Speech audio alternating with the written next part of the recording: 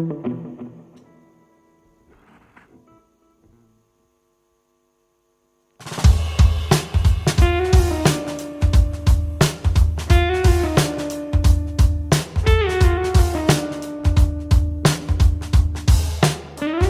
ahali, zombi mahali, birbirimize zikzak çizerek enselene veremeye dayalı yolumuzda. Gizli niyetlerden olmak yolumuz var. Gel bela, yanıyoruz bak. Şehir değil bura, sanat ortak.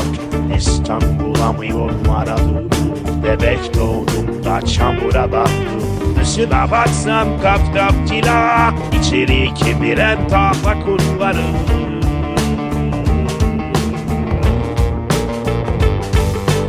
Dışına baksan kat kat cilala, içeri kemiren tahta kuruları.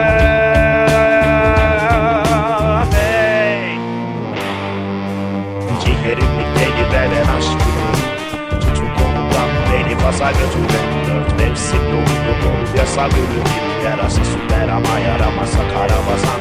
Ciğerimi deli veren aşkım, tutun kolumdan beni fasa götüren. Dört mevsim yolunu yasa bölümüm, yarası süper ama yaramasa karabasan.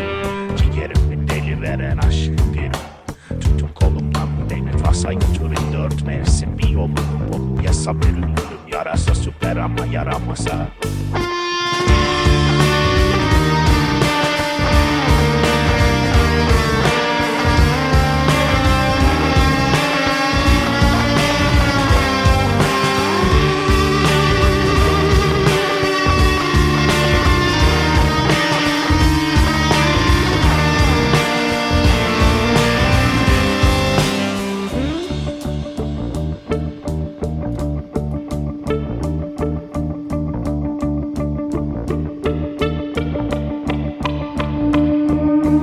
Koymuşlardık iki yere, vurdukça aşınır mı?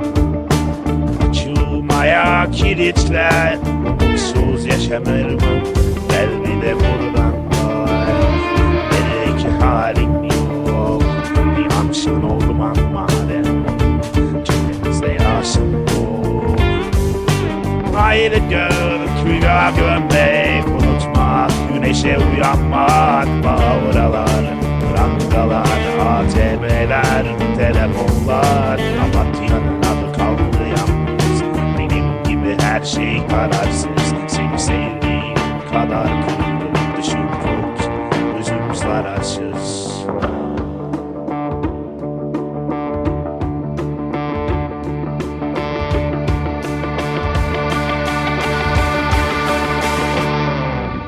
Ciğerimi geri veren aşkım,